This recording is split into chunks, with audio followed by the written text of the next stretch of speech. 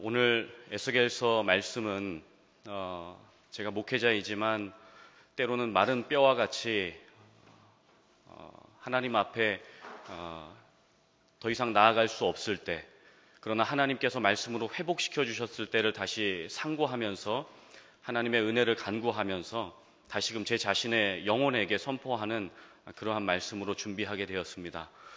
특별히 말씀을 듣는 중에 하나님께서 저희들에게 은혜 주시기를 원하고, 또 이 말씀 초반부에는 말씀의 배경을 좀 설명을 해드리고, 그리고 중반부 이후에 말씀을 한 절씩 좀 강해하고 함께 좀 은혜 받는 시간을 갖도록 하겠습니다.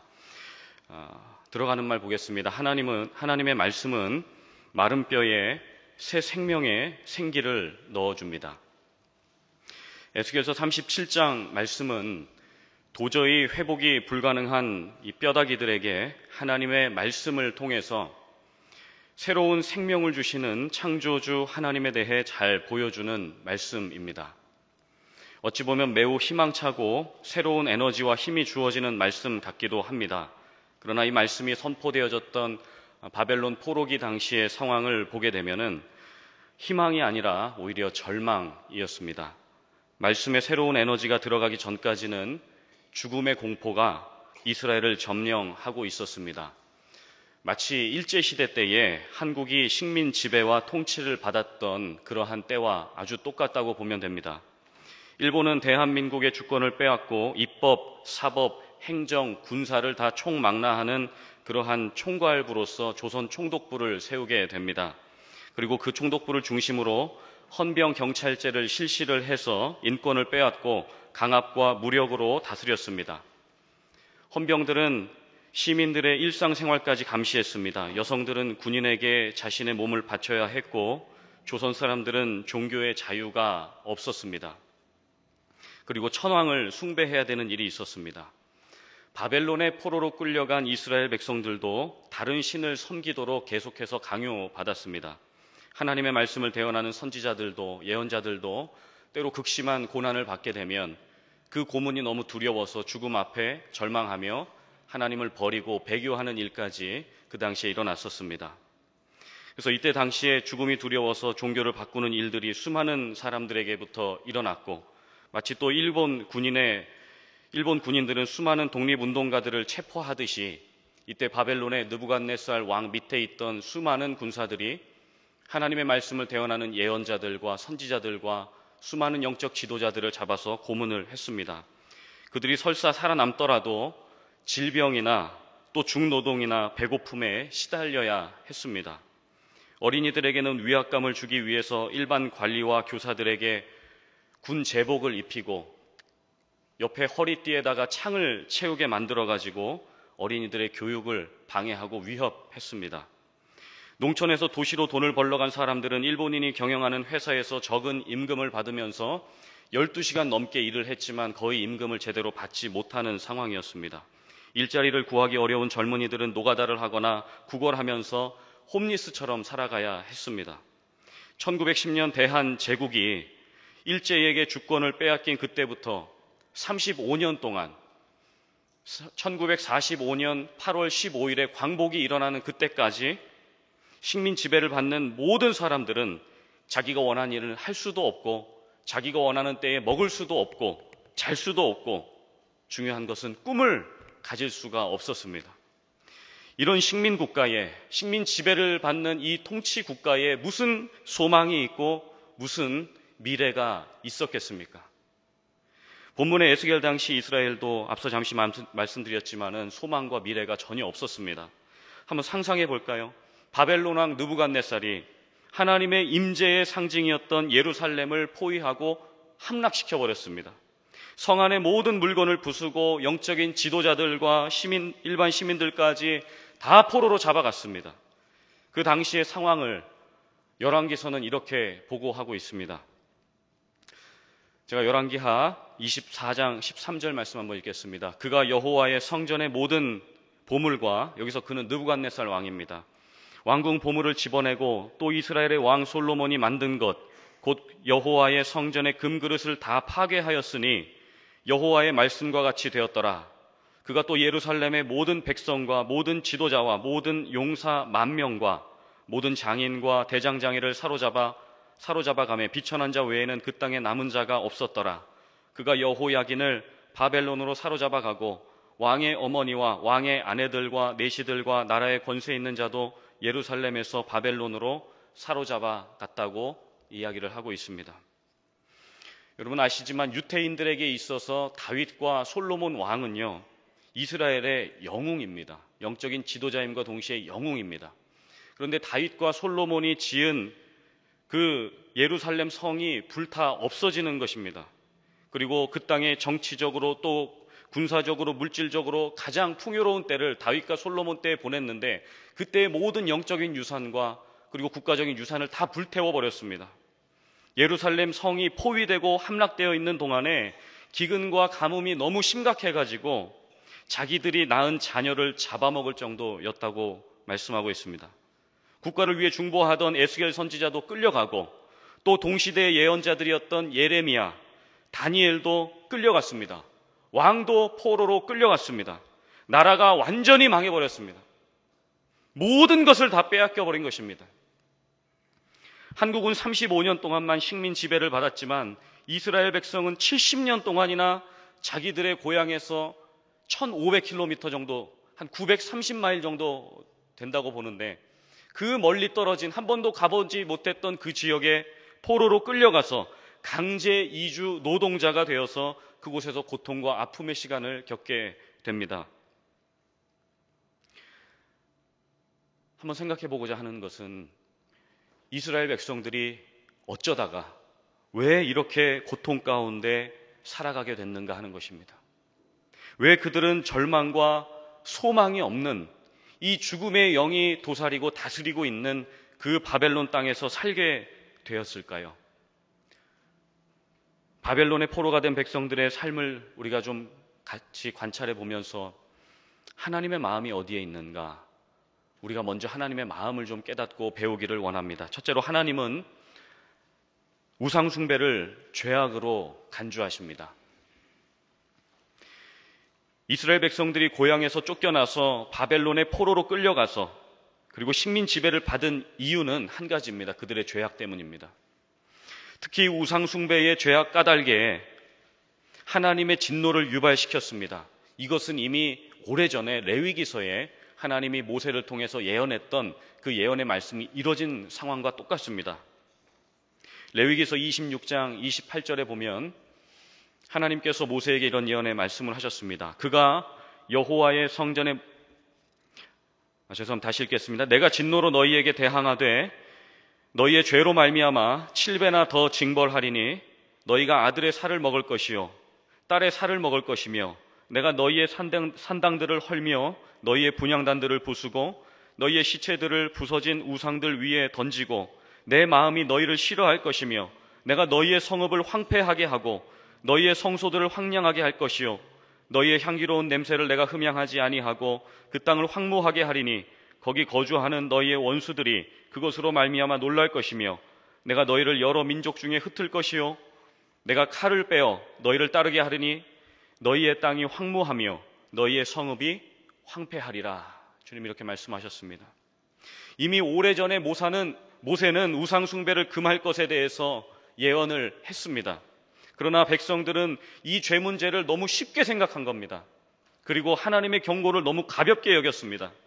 결국 하나님보다 더 사랑했던 그 우상 숭배의 문제 때문에 하나님이 그토록 임재하시고 그렇게 원하셨던 하나님의 성전이 불타버리고 생활터전에서 쫓겨나서 70년 동안이나 바벨론의 포로가 되어서 살게 되었다는 그 이야기를 오늘 말씀이 기록하고 있는 것이죠. 그런데 문제는 하나님의 진노가 임하여 있는 그 고통스러운 순간에도 정신을 못 차리고 나무나 돌로 만든 신을 경배하자, 그냥 멋대로 살자 이렇게 얘기하는 것입니다. 에스겔서 20장 32절에 보면 너희가 스스로 이르기를 우리가 이방인 곧 여러 나라 족속같이 되어서 목석을 경배하리라 하거니와 너희 마음에 품은 것을 결코 이루지 못하리라. 목석을 경배한다. 나무로 만든 것, 돌로 만든 것을 차라리 경배하는 게 더 낫겠다. 이제 더 이상 선택받은 민족으로 우리가 선민의식을 가지고 살 필요가 없지 않은가? 나라도 잃어버렸고 자식도 잡아먹고 완전히 망하게 됐으니까 이방인처럼 그냥 나무나 돌로 만든 신을 경배하는 것이 훨씬 더 낫겠다. 그렇게 이야기를 하는 것입니다.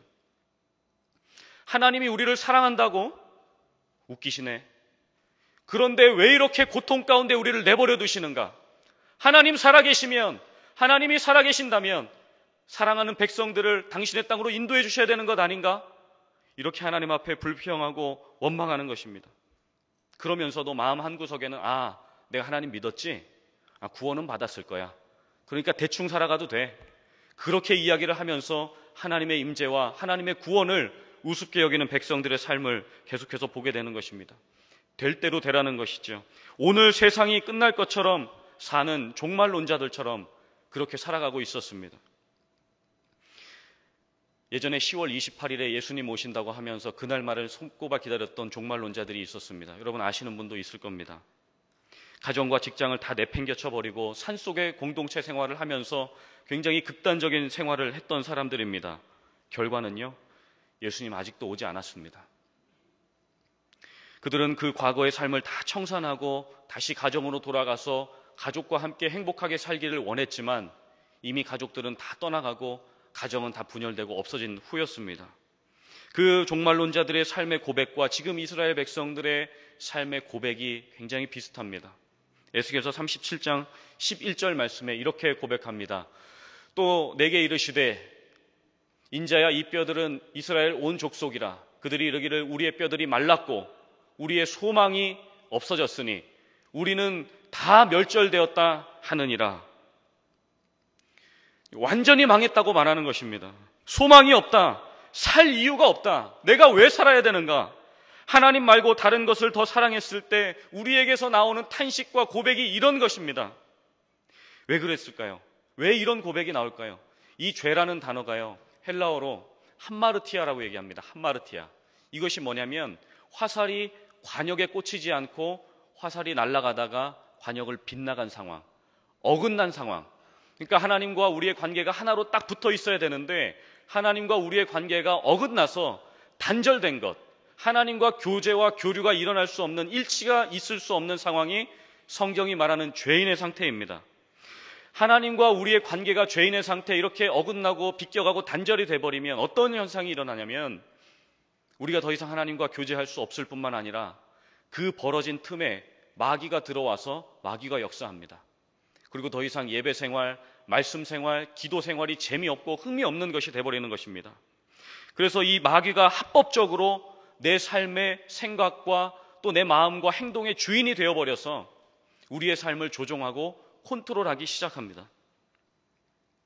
그래서 이 죄 때문에, 이 마귀의 역사 때문에 예루살렘 성전이 빼앗기든 말든 그렇게 나 몰라라 하나님의 임재의 처소를 버리게 되는 것이고, 또 우리의 마음의 성전도 마귀에게 빼앗기게 됩니다. 이 죄 때문에 가정의 분열이 일어나고, 죄 때문에 자녀들은 세상의 유혹에 빼앗기게 되고, 그래서 하나님은 이 죄 문제를 계속해서 철저하게 다루실 수밖에 없는 것입니다. 바벨론의 70년 포로로 끌려간 게 문제가 아니라 700년, 7000년이라도 하나님은 반드시 이 죄 문제를 해결하고야 말겠다라는 강력한 의지를 오늘 말씀을 통해서 우리에게 시사하고 있는 것입니다. 하나님은 무슨 일을 해서라도 우리가 당신에게서 멀어지는 것을 하나님 원하시지 않는 것이죠. 그러나 이 죄 문제를 우리가 잘 알듯이 이 죄 문제를 도저히 인간이 해결할 수 없기 때문에 당신의 아들 예수 그리스도를 우리 가운데 보내주신 것 아니겠습니까? 그러나 또 우리가 알듯이요, 세상이 만만치 않습니다. 세상이 이 죄의 유혹 앞에 우리를 가만히 놔두지를 않습니다. 바벨론한 느부갓네살도 이 죄의 화신이고 마귀의 그림자인데 우리를 가만히 놔두지를 않습니다. 결코 하나님을 그대로 섬기도록 내버려두지 않는 것이죠. 바벨론에서 그리스도인으로 살기라는 책에 이러한 내용이 있습니다. 느부갓네살은 예루살렘을 정복한 뒤에 하나님의 전에서 수많은 성물을 바벨론으로 가져와 무로닥이라는 사악한 신의 신전에 두었다. 이것은 이스라엘의 하나님을 공개적으로 조종하는 행위였다. 또 그는 자신의 권세와 명예를 만천하에 자랑하려고 25m가 넘는 황금상을 세우고는 모두 그 앞에 엎드려 절하라고 명령했다. 누구든지 그 명령을 어기는 자는 그 즉시 목이 날아갔다. 그럼 지도자가 참 중요하지 않습니까? 이런 사악한 왕 밑에서 신앙생활 제대로 할 수 있었을까요? 군대에서 사악한 고참 한 명이 있으면 내무반 전체가 종교생활 하기가 힘듭니다. 그런데 한 나라의 지도자가 하나님을 섬기지 못하도록 모가지를 달아나게 하려고 이렇게 두 눈을 부릅뜨고 지키고 있는데 하나님을 섬기는 것이 만만치 않았을 것입니다. 지금 우리가 살고 있는 이 땅은 영적인 바벨론이라는 생각이 듭니다. 점점 하나님 섬기기가 어려워집니다. 여러분 아시는 분 있겠지만 전 세계 포르노 산업의 중심지 중에 하나가 LA라고 이야기를 하고 있습니다. 그리고 혼전 성관계가 마치 결혼 전 필수 점검 요소처럼 여겨지는 그런 문란한 시대에 우리가 살고 있지 않습니까? 얼마 전에 우리 청년들 중에 10년 연애한 다음에 결혼한 커플이 이제 결혼 전에 강 목사님 상담을 받으러 왔습니다. 얼마나 거룩한 청년들인지 10년 동안 한 번도 잠자리를 하지 않았고 한 번도 키스를 제대로 해보지 못했다는 것입니다. 여러분 너무 거룩하셔서 놀라질 않으시네요. 목사님께서 그 상담 후에 저희 청년부 설교하시면서 이렇게 이야기를 하셨습니다. 이 시대에 본받을 만한 희귀한 사람들이 여기에 왔다고.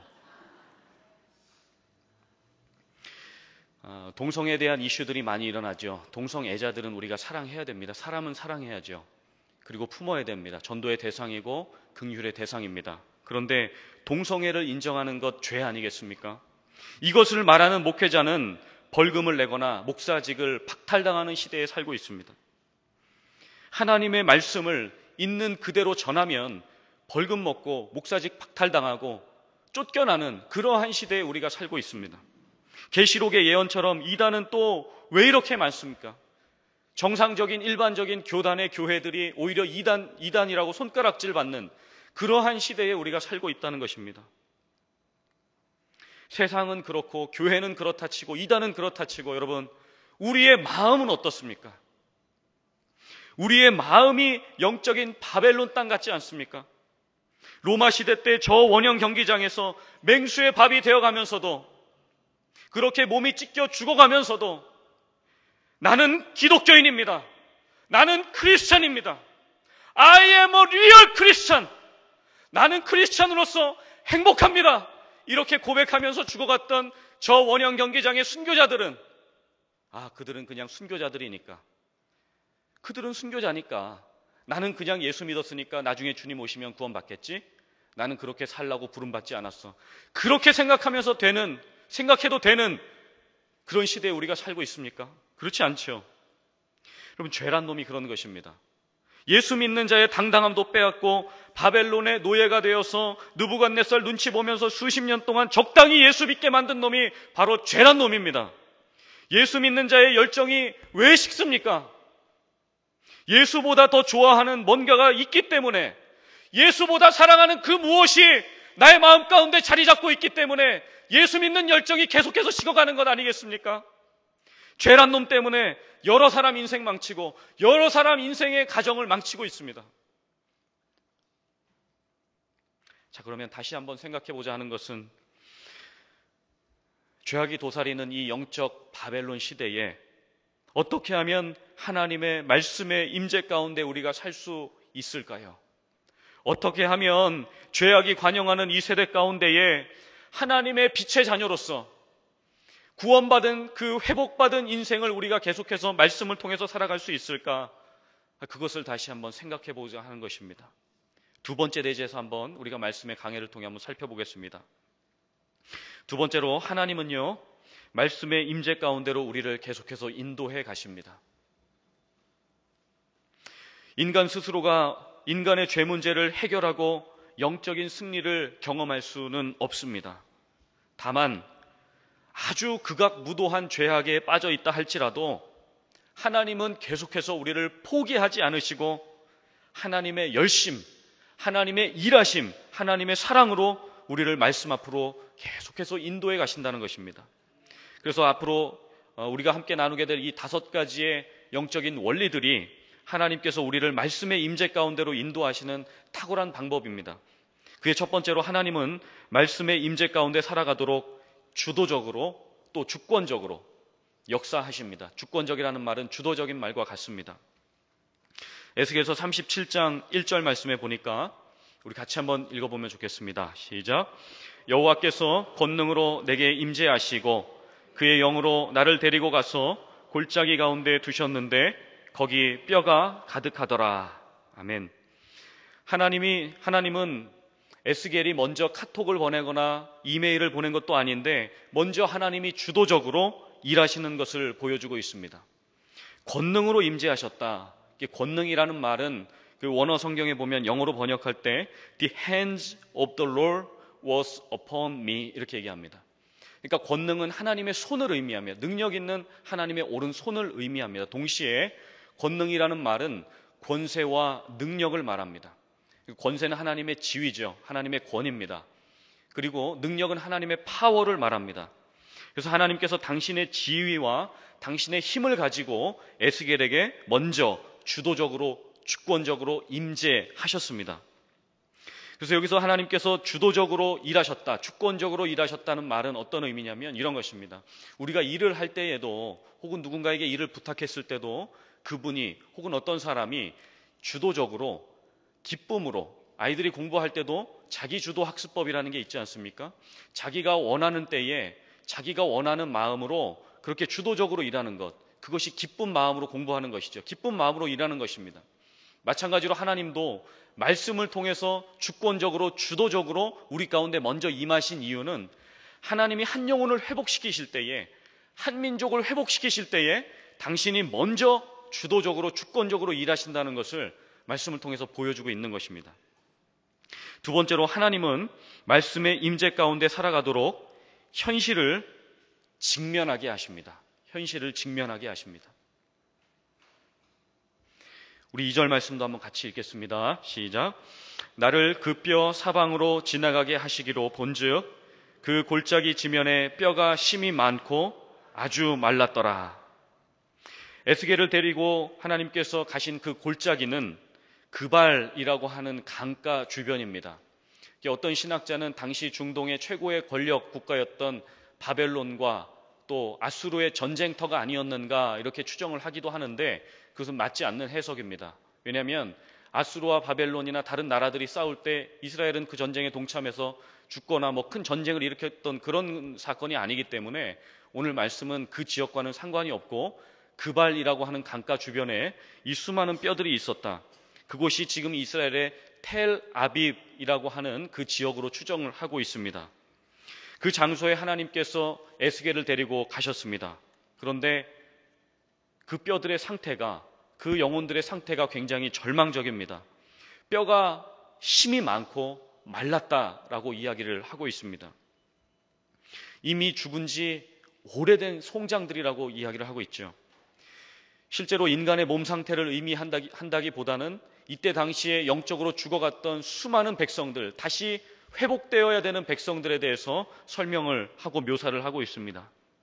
하나님께서 이 마른 뼈다귀를 직면하게 하신 이유가 또 한 가지 있습니다. 그것은 인간은 죄로 인해 죽었을 때에 우리의 영혼이 육체적으로 죽거나 우리의 영혼이 죽게 되었을 때에 스스로는 그 영혼이 회복할 수 있도록 아무것도, 그 어떤 것도 인간은 할 수 없는 존재다. 인간은 죄 앞에서 완전히 무기력하다는 것을 보여주기 위해서 하나님께서 이것을 직면하게 하셨습니다.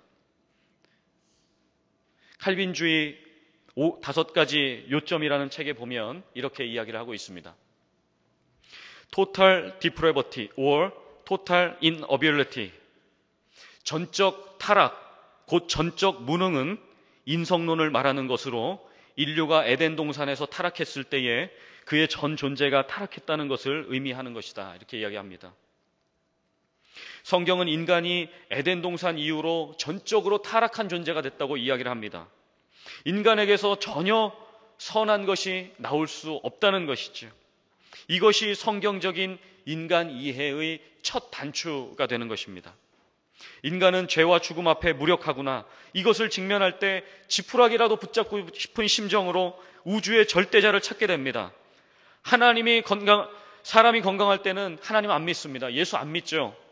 그런데 몸이 아프거나 사업이 어려워지거나 관계에 어려움이 생길 때 누군가의 절대적인 도움이 요청이 될 때에 신적 존재를 찾게 되는 것과 같습니다. 그래서 하나님은 에스겔을 데리고 죽음의 현장에 방문을 하신 것이죠. 그리고 그곳에서 하나님 외에는 이 인간들을 회복할 수 없다는 것을, 전적으로 타락하고 부패했다는 것을 하나님이 정확하게 직면하게 하셨던 것입니다. 자, 세 번째로 하나님께서 우리를 말씀의 임재 가운데 살아가도록 하시는 방법은 무엇인가? 하나님은 말씀으로 역사하신다라고 하는 것입니다. 에스겔서 37장 4절 말씀 우리 같이 한번 읽겠습니다. 또 내게 이르시되 너는 이 모든 뼈에게 대언하여 이르기를 너희 마른 뼈들아 여호와의 말씀을 들을지어다. 아멘. 하나님은 말씀하시는 분이시죠. 천지 만물을 하나님은 말씀으로 창조하셨습니다. 예수님도 말씀만으로 병자를 치유하셨지요. 말씀은 그래서 능력인 것입니다. 바울도 제자들도 권세 있는 하나님의 말씀을 가지고 복음을 전했습니다. 제자들이 그의 말을 전했더라면 아마 영혼 구원과 초대교회 부흥은 일어나지 않았을 것입니다. 그러나 그들은 하나님의 권세와 능력 있는 말씀을 붙잡고 그 말씀을, 하나님의 권위로부터 주어진 그 말씀을 하나님의 권세와 능력을 가지고 그대로 선포했습니다. A.W. 토저 목사님 말씀이 힘이다라는 책에 하나님의 권위의 말씀을 이렇게 소개하고 있습니다. 제가 한번 읽어드리겠습니다. 하나님은 그분의 권위를 어떻게 행사하시는가? 이 질문에 어떻게 대답하느냐에 따라서 그리스도인의 믿음 생활이 많이 달라진다. 하나님은 말씀을 통해 그분의 권위를 행사하시며 인간에게 말씀하시고 그분의 뜻을 알려주신다. 성경은 타협하지 않으며 권위가 있고 경외심을 불러일으키는 영원한 말씀이다. 하나님은 성경을 통해 지고의 권위를 행사하신다. 그분은 말씀을 통해 자신을 나타내신다. 그분의 말씀은 무한한 창조자의 마음에서 시작되어 유한한 인간의 마음으로 들어온다. 무한한 창조자께서 그분의 권위의 말씀을 유한한 인간에게 전달하려고 하실 때에 장애가 될 만한 것은 없다. 그분은 얼마든지 그렇게 하실 수가 있다. 그분에게서 나온 말씀 안에는 생사를 가르는 능력을 가진 그분의 주권적 권위가 있다. 이렇게 말씀합니다. 그래서 마른 뼈들이 다시 살아나기 위해 할 일은 한 가지밖에 없습니다. 그것은 그냥 누워서 죽어있는 그 상태로 생사를 가르는 능력의 말씀을 듣기만 하면 되는 것입니다. 그래서 하나님은 에스겔을 통해서 대언하라고 말씀하셨습니다. 너희 마른 뼈들아 여호와의 말씀을 들을지어다. 하나님께서 에스겔에게 말씀하시고 에스겔이 이 정도 톤으로 얘기하지 않았겠죠. 수많은 평원의 마른 뼈, 그 골짜기의 뼈들을 보면서 어떻게 선포했을까요? 제가 이 말씀을 보면서 너무 흥분이 돼서 수도 없이 소리를 질렀는데 오늘 이 밤에는 왜 이렇게 제가 소리를 지르면 안 될 것 같은, 그러나 여러분 이 에스겔의 심정이 그대로 느껴지십니까? 너희 마른 뼈들아 여호와의 말씀을 들을지어다. Dry bones, hear the word of the Lord. 아마 이것에 100배 1000배 가는 목소리로 이야기를 했을 것입니다. 주인이 말씀하실 때 종들아 너희들은 들으면 된다. 아버지가 말씀하실 때에 자녀들은 들으면 되는 것이다. 천지의 창조주가 말씀하실 때에 피조물은 누워서 듣기만 하면 되는 것이다. 하나님이 그들에게 선포하신 것입니다. 그리고 선지자는 무엇을 하면 될까요? 하나님의 말씀을 그냥 그대로 대언하면 되는 것입니다. 아무리 탁월한 예언자요, 또 선지자요, 목회자라 할지라도 그들은 하나님의 메신저, 그리고 스피커에 불과한 것입니다. 그들은 하나님의 말씀이 선포되어질 때 그대로 가감없이 선포하고 그리고 사람들이 잘 경청할 수 있도록 도와주면 되는 것이죠. 하나님은 지금 에스겔을 통해서 에스겔을 낮추시고 인자야, 사람의 아들아, 에스겔 선지자님 이렇게 부르는 게 아니라 그냥 사람의 아들아, Son of Man 이렇게 부르면서 에스겔 그 예언자의 권위를 낮추시고 하나님의 말씀을 대언하는 그냥 스피커로서 메신저로서의 역할을 사용하시면서 하나님의 말씀을 가감없이 선포하라고 말씀하고 있는 것입니다. 자, 그리고 네 번째로 하나님은 말씀의 임재 가운데 살아가도록 성령으로 역사하십니다. 에스겔서 37장 5절에서 6절 말씀이 참 감동적인데요. 우리가 큰 목소리로 같이 한번 읽어보면 좋겠습니다. 시작. 주 여호와께서 이 뼈들에게 이같이 말씀하시기를 내가 생기를 너희에게 들어가게 하리니 너희가 살아나리라. 너희 위에 힘줄을 두고 살을 입히고 가죽으로 덮고 너희 속에 생기를 넣으리니 너희가 살아나리라. 또 내가 여호와인 줄을 너희가 알리라 하셨다 하라. 할렐루야. 여기서 말하는 생기는 루아흐라고 얘기합니다. 히브리어 루아흐, 호흡, breath, 그리고 숨, 성령을 의미합니다. 1절에도 그의 영이라고 얘기하고 있고 오늘 이 5절에도 하나님의 호흡이라고 해서 루아흐라고 하는 단어를 쓰고 있습니다. 이 단어는 성령입니다. 그래서 성령이 말씀을 통해 역사하신다, 성령의 역사다라고 하는 것은 말씀이 역사한다, 말씀의 역사와 동일한 단어로 쓰여지고 있는 것입니다.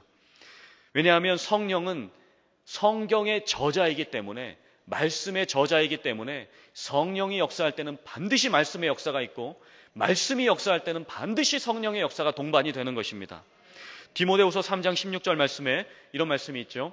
모든 성경은 some scripture, some bible이 아니라 all scripture, all bible, 모든 성경은 하나님의 감동으로 된 것으로, 여기서 이 감동이 성령입니다. breath, 루아흐, 생기, 호흡, 숨 이 뜻입니다.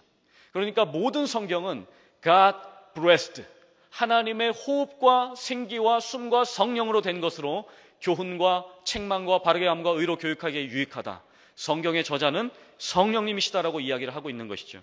그래서 모든 말씀은 하나님의 성령으로 지어졌습니다. 그렇기 때문에 하나님께서 지금 에스겔에게 말씀을 대언할 때에 성령이 역사하신 것이고, 성령이 역사하실 때는 반드시 하나님의 역사가 강력하게 일어나는 것입니다. 그래서 말씀과 성령은 한 짝으로 하나가 되는 것이죠. 그래서 우리가 큐티를 할 때, 말씀을 묵상을 할 때에, 말씀을 들을 때에도 성령님을 의지해야 됩니다. 성경의 저자이신 성령님, 성령님을 환영합니다. 성령님 인정합니다. 제 마음에 모시기를 원합니다. 성령님 충만하게 다시 내 마음에 임하여 주셔서 말씀을 들을 때, 큐티할 때, 성경 공부할 때 이해가 되도록 하나님의 이해의 영으로 임하여 주옵소서. 그렇게 기도하고 말씀을 보는 것이죠. 그런데 흔히 성령 사역이라 그러면 약간 오해가 되는 부분이 있습니다. 성령 사역이라고 하면 쓰러지고 자빠지고 넘어지고 이런 어떤 현상적인 것을 생각할 때가 있는데, 그것도 성령 사역의 일부분일 수도 있지만 전부는 아닐 때가 있습니다. 성령님은 그렇게 초자연적으로도 강력하게 역사하시지만은 말씀으로, 성령이 역사하실 때 말씀을 통해서 말씀으로 우리를 치유하시고 회복하신다는 것을 우리가 기억할 수 있게 되길 원합니다. 그리고 성경과 말씀은 성령이 역사하실 때 반드시 성령은 우리에게 소망과 꿈과 비전을 주십니다. 그래서 지금 말씀에 여기신 성령께서, 하나님이 성령을 보내셔서 에스겔에게 마른 뼈 환상을 보여주시고 그에게 꿈과 소망과 희망을 불어넣어주고 있는 것입니다. 어떤 목사님이 설교 중에 이런 말씀을 하셨습니다. 성령님도 말을 하신다. 성령님의 언어는 꿈과 비전이다, 이렇게 얘기했습니다. Visions and the dreams are the language of the Holy Spirit, 이렇게 얘기했습니다. 꿈과 비전은 성령님의 언어입니다. 그래서 성령께서 지금 말씀의 영으로서 에스겔에게 임재하신 이유는 그에게 소망을 주기 위해서였습니다. 이 마른 뼈들이 더 이상 드라이 본즈로 이렇게 살아가는 것이 아니라 언젠가는 하나님의 힘줄과 하나님의 살과 하나님의 그 루아흐를 통해서 이들이 다시 살아날 것이다. 이것을 보여주기 위해서, 그 소망찬 메시지를 주기 위해서 하나님께서 이 마른 뼈들의 상황에 직면시키시고 이들이 전적으로 부패했다는 것을 계속해서 보여주고 있었던 것입니다. 우리 강 목사님 쓰신 책 나를 위로하시는 하나님, 제가 제 서재 바로 옆에다 놓고 매일 제가 용기가 떨어질 때, 위로가 필요할 때 늘 읽고 위로받는 책인데, 제가 그 책에서 성령님이 우리에게 소망을 주신다라고 하는 부분을 한번 좀 같이 읽어드리겠습니다. 우리가 과거라는 감옥에서 나올 수 있는 길은 성령님의 도우심을 받는 것입니다. 성령님이 하시는 일은 꿈과 환상을 주는 것입니다. 성령님은 우리의 소망을 부끄럽게 하시는 분이 아닙니다. 오히려 소망을 품고 살도록 도와주시는 분입니다. 소망이 부끄럽게 아니함은 우리에게 주신 성령으로 말미암아 하나님의 사랑이 우리 마음에 부은 바 됨이니 아멘. 다섯 번째로, 하나님은 말씀의 임재 가운데 살아가도록 순종을 통해 역사하십니다. 순종. 이제 7절부터 10절까지는 아마 여러분 이 시대에 어떤 대하 사극도 이렇게 멋있는 장면이 없었을 것입니다. 우리 청년들 알지만 뭐 호빗이라든지 반지의 제왕이라든지 아주 유명한 전쟁신들, 그러한 전쟁신보다 훨씬 더 멋지고 아름다운 그러한 영화의 장면이 지금 오늘 7절부터 10절까지 나오고 있습니다. 여러분, 최대한 상상력을 동원하면서 하나님께서 이제 말씀하신 대로 어떻게 역사하시는지 두 주먹을 불끈 쥐고 하나님의 말씀을 아까 읽으셨던 그 톤의 한 4배 크기로 우리 말씀을 같이 한번 7절부터 10절까지 크게 한번 읽으실 때 우리 마른 뼈와 같은 심령이 있었다면 하나님이 말씀을 통해 반드시 다시 소성케 하실 것입니다. 우리 같이 한번 읽겠습니다. 시작. 이에 내가 명령을 따라 대언하니 대언할 때에 소리가 나고 움직이며 이 뼈 저 뼈가 들어맞아 뼈들이 서로 연결되더라. 내가 또 보니 그 뼈에 힘줄이 생기고 살이 오르며 그 위에 가죽이 덮이나 그 속에 생기는 없더라. 또 내게 이르시되 인자야 너는 생기를 향하여 대언하라.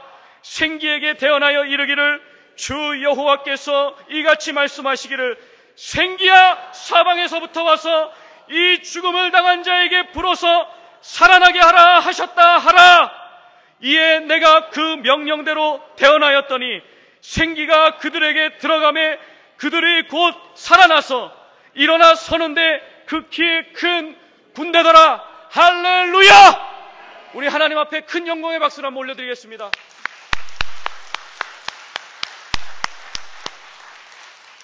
하나님께서 말씀하신 대로 이 뼈다귀들이 군대가 되었습니다. 인격을 갖춘 사람들이 되었습니다. 그런데 중요한 것은 이 일이 어떻게 가능했냐는 것이지요. 만약에 에스겔이 하나님 이 무슨 얘기예요? 왜 마른 뼈들에게 내가 대언해야 됩니까? 대언했는데 만약에 안 살아나면 어떡합니까? 이 환상 보여주지 마시고 차라리 천국이나 구경시켜 주십시오. 그러면서 순종하지 않았다면 이 역사는 일어나지 않았을 것입니다. 그러나 에스겔은 이제 내가 명령을 따라 대언하니 생기야 사방에서부터 와서 이 죽음을 당한 자에게 불어서 살아나게 하라. 살아나게 하라. 살아나게 하라. 살아나게 하라라는 그 명령의 선포의 그 끝은 하나님의 기적이 일어나는 것이었습니다. 그런데 어떻게 말씀에 순종할 수 있었을까요? 여러분, 어떻게 순종합니까? 우리가 어떻게 말씀에 순종합니까? 우리의 힘으로 할 수 없습니다. 믿음이 있어야 순종합니다. 때로 하나님은 우리의 믿음을 보시고 믿음만큼만 역사하십니다. 마태복음 8장에 보면은 여러분 아시는 이야기가 있죠. 예수님께서 칭찬하셨던 믿음, 이스라엘의 이만한 믿음을 내가 본 적이 없다라고 주님이 극히 칭찬하셨던 백부장의 믿음이 있죠. 주님, 이 자리에서 말씀만 하십시오. 굳이 저희 가정이나 저희 사업장까지 방문하실 필요가 없습니다. 왜 그러느냐? 저도 제 밑에 종들이 있는데 제가 가라 하면 가고 오라 하면 옵니다. 주님 말씀만 하옵소서. 말씀의 임재만 있다면 주님이 굳이 오시지 않아도 내 하인은 중풍병에서 치유받을 수가 있음을 내가 믿습니다. 그 믿음이 얼마나 주님 앞에 귀하게 되었는지, 이스라엘에 이만한 믿음이 없다고 주님이 말씀을 하셨습니다. 그리고 주님이 이렇게 말씀하시죠. 마태복음 8장 13절에 내 믿은 대로 될지어다 하니 즉시 immediately 즉시 하인이 나으니라 그렇게 말씀합니다. 여러분, 믿음이 뭡니까? 믿음은 바라는 것이다. 믿음은 보이지 않는 것이다. 믿으면 실상이 되고 증거가 된다는 말도 안 되는 비이성적이고 비논리적인 것이 믿음입니다. 히브리서 11장 1절과 2절에 믿음장이라고 불리는데 성경은 믿음을 뭐라고 얘기하느냐? 믿음은 바라는 것들의 실상이요 보이지 않는 것들의 증거니 선진들이 이로써 증거를 얻었다 말씀합니다. 여러분 보십시오. 믿음은 바라는 것들의 실상이다. 바라보는데 그것이 실상이랍니다. 이렇게 말도 안 되는 이야기가 어디 있습니까? 보이지 않는데 그것이 증거가 됐답니다. 영어 성경에 보면 Now faith is being sure of what we hope for 이렇게 얘기합니다. And certain of what we do not see 이렇게 얘기합니다. 우리가 보지도 않는데 그것이 certain, 확실한 것이 되고 우리가 소망했는데 그것이 우리에게 증거가 된다고 말씀을 합니다. 그것이 믿음이라고 얘기합니다. 그러니 믿는 자가 순종을 하는 것이죠. 에스겔이 하나님 말씀에 순종했던 것은 그 마음에 하나님을 믿는 믿음으로 그대로 대언했던 것입니다. 아브라함이 이삭을 바치는 순종은 우리 지지난주에 강 목사님 말씀하셨지만 어떻게 아브라함이 자기의 아들을 바치는 그 순종이 가능했습니까? 죽은 자를 다시 살리시는 하나님을 믿었기에 그 믿음 때문에 순종이 가능했던 것입니다. 믿음 있는 순종만이 하나님을 기쁘시게 하고 기적을 경험하게 되는 것 아니겠습니까? 예수님의 그 치유, 예수님의 수많은 복음서의 기적은 예수님의 그 전능하심을 믿는 그 자들에게, 예수님이 하나님의 아들이심을 믿는 그 사람들에게 그 순종을 통해서 역사했던 그 사건이었습니다. 그래서 내 생각이나 내 감정이나 내 경험이 순종을 맡기도 합니다. 그러나 그것을 초월할 때, 하나님이 역사하신다는 것을 믿을 때 하나님이 강력하게 역사하시는 것이죠. 존 비비어 목사님의 순종이라는 책에 순종을 이렇게 설명을 하고 있습니다. 예수님의 말씀의 초점은 순종이다. 순종할 수 있는 유일한 길은 십자가를 지는 것이다. 우리의 계획과 욕심이 죽지 않는 한 결국 하나님의 뜻과 인간의 욕망은 대립하기 때문이다. 생명을 내려놓지 않는 한 우리는 하나님의 뜻에 어긋나는 욕망을 채울 길을 찾을 것이다. 순종의 결과로 어떻게 됐죠? 우리가 아까 큰 소리로 읽었지 않습니까? 순종의 결과로 죽어있던 이스라엘 백성들이 극히 큰 군대가 됐다고 말합니다. 극히 큰 군대가 됐다는 것은 바벨론 전쟁을 치르고 포로로 살던 그 70년 동안에 얼마나 많은 사람들이 무기력하게 죽어가고 얼마나 큰 상처와 상심 속에서 죽어갔지 않았겠습니까? 그 수많은 사람들이 거기에 널려 있다는 것을 힘이 큰 군대다라고 이야기를 하고 있는 것이고, 동시에 이제 하나님의 그 생기, 하나님의 루아흐, 하나님의 성령으로 말미암아 다시 살아난 하나님의 군대는 더 이상 어떤 외세의 공격에도 굴하지 않는 하나님의 강력한 여호와의 군대가 되어서 어떤 전쟁에도 패배하지 않는 하나님의 군사가 될 것이다라고 하나님이 예언적으로 보여주는 환상인 것입니다. 그래서 이렇게 새 생명을 얻게 된 여호와의 군대는 이제 12절과 14절의 말씀과 같이 약속의 고향 땅으로 다시 복귀하게 됩니다. 그들이 원했던 그 고향으로 돌아가서 하나님의 임재와 하나님의 은혜 가운데 살아갑니다. 우리 에스겔서 37장 12절과 14절 또 한번 감동을 가지고 하나님의 은혜를 생각하면서 같이 한번 읽겠습니다. 그러므로 너는 대언하여 그들에게 이르기를 주 여호와께서 이같이 말씀하시기를 내 백성들아 내가 너희 무덤을 열고 너희로 거기에서 나오게 하고 이스라엘 땅으로 들어가게 하리라. 내가 또 내 영을 너희 속에 두어 너희가 살아나게 하고 내가 또 너희를 너희 고국 땅에 두리니 내가 여호와가 이 일을 말하고 이룬 줄을 너희가 알리라. 여호와의 말씀이니라. 아멘. 나가는 말 보겠습니다. 하나님은 그리스도를 통해 약속의 말씀을 지키시는, 약속을 지키시는 신실한 분이십니다. 여러분, 오늘 말씀에서 중요한 포인트는요, 하나님이 말씀하시고 성령이 역사하시니까 뼈다귀에 힘줄 생기고 살 붙고 생기가 불어서 그들이 군대가 됐네. 하나님 놀라우시다. 하나님 최고. 그냥 이 정도 수준의 말씀이 아닌 것이죠. 더 중요한 포인트는 이 기적을 통해서 하나님이 당신을 드러내고 싶어 하셨다는 것. 그렇게 하나님은 당신의 그 주인 되심, 하나님의 그 로드십, 하나님의 주인 되심을 드러내고 싶으셔서 에스겔을 데리고 뼈다귀를 직면하게 하셨고 에스겔을 통해서 생기가 불어나는 환상을 보여주셨던 것입니다. 그래서 6절과 13절과 14절에 계속해서 이렇게 말씀하는 것이죠. 너희가 살아나리라. 또 내가 여호와인 줄을 너희가 알리라. 여호와인 줄을 알리라. 13절에 무덤을 열고 너희가 거기에서 나오게 한즉 너희는 내가 여호와인 줄을 알리라. 나 여호와 이같이 말하고 이 일을 말하고 이룬 줄을 너희가 알리라. 여호와, 여호와라는 이름의 뜻은 언약을 지키시는 하나님, 약속하신 것을 반드시 이루시는 하나님이라는 뜻이 있습니다. 그러니까 하나님은 이미 에스겔서 36장, 오늘 읽었던 본문 바로 앞장에 하나님 이미 약속을 하셨습니다. 뭐라고 약속하셨는가? 36장 28절 말씀에 보면 내가 너희 조상들에게 준 땅에서 너희가 거주하면서 너는 거주하면서 내 백성이 되고 나는 너희 하나님이 되리라.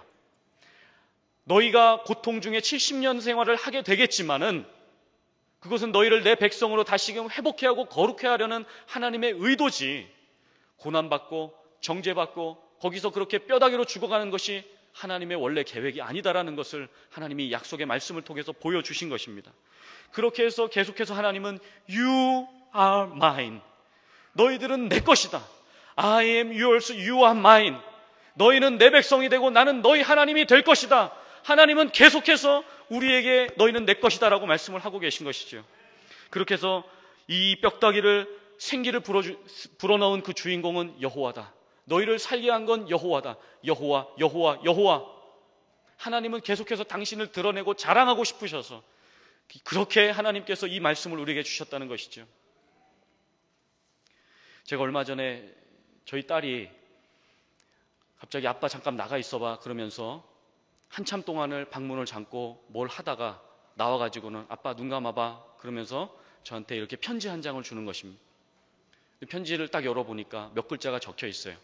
잘 안 되는 한글로 받침은 다 틀렸지만 저한테 이렇게 써놓은 거예요. 그 편지에 아빠는 세상에서 내가 제일 좋아하는 아빠, 아빠는 최고, 이렇게 썼더라고요.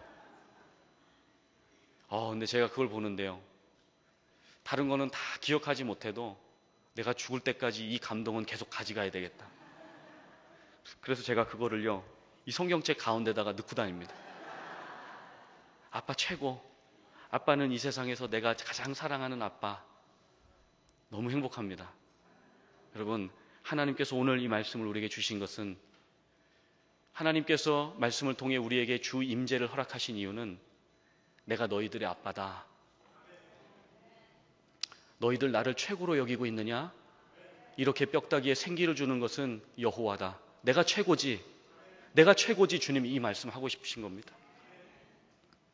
그렇기 때문에 어떤 시련이 와도 약속을 지키시는 하나님을 우리가 최고로 여기고 그분을 믿고 따라가야 되는 것이 우리에게 남은 숙제인 것이지요. 마틴 로이드 존스 목사님의 메시지가 우리에게 위로가 됩니다. 제가 한번 읽어드리겠습니다. 여러분을 불안하게 만들고 불편하게 만드는 원인이 무엇이든 상관없습니다. 전쟁이 원인일 수도 있고 질병이나 사업상의 문제가 원인일 수도 있으며 도덕적으로 연약한 의지력이 원인일 수도 있습니다. 무엇이 원인이든 무슨 근심이 여러분을 불행하게 만들고 있든 개의치 말고 그분께 나아가십시오. 그는 죽음도 불사할 정도로 여러분을 사랑하시는 분이십니다. 수고하고 무거운 짐진 자들아 다 내게로 오라. 내가 너희를 쉬게 하리라 라고 초청하신 분이십니다. 이제는 더 이상 불행할 필요도 없고 불안할 필요도 없습니다. 하나님을 믿으십시오. 하나님의 아들 예수 그리스도를 믿으십시오. 예수는 바로 그런 불행과 불안에서 여러분을 구원하기 위해 이 땅에 오신 분이요, 하나님과 여러분을 가로막는 장벽을 전부 무너뜨리신 분이요, 바로 지금 이 자리에서 능히 여러분에게 안식과 평화를 주실 수 있는 분이십니다. 아멘. 예수 그리스도를 통해서 이 약속의 말씀을 지키시는 하나님, 그리고 말씀의 임재로 우리를 주권적으로 주도적으로 인도하셔서 영혼의 상태를 직면하시고 회복시키시는 그 하나님, 말씀과 성령의 역사로 메마른 뼈에 생기를 부어서 새 생명을 주시는 그 고마우신 하나님, 순종할 때 역사하시는 그 하나님을 경험하는 우리 모두가 되기를 바랍니다. 저 옛날 바벨론 포로에서 역사하셨던 그 말씀의 하나님은 오늘 나에게 역사하시는 나의 하나님이십니다. 말씀으로 임재하신 하나님도 나의 하나님이십니다. 그 하나님께서 오늘 이 순간에도 말씀의 충만한 임재로 우리의 영혼을 세우시고 소성케 하시고 다시 메마른 뼈에 생기를 부어주시기를 예수님의 이름으로 간절히 축복합니다. 우리 이 시간에 간절하게 한번 같이 기도하면 좋겠습니다.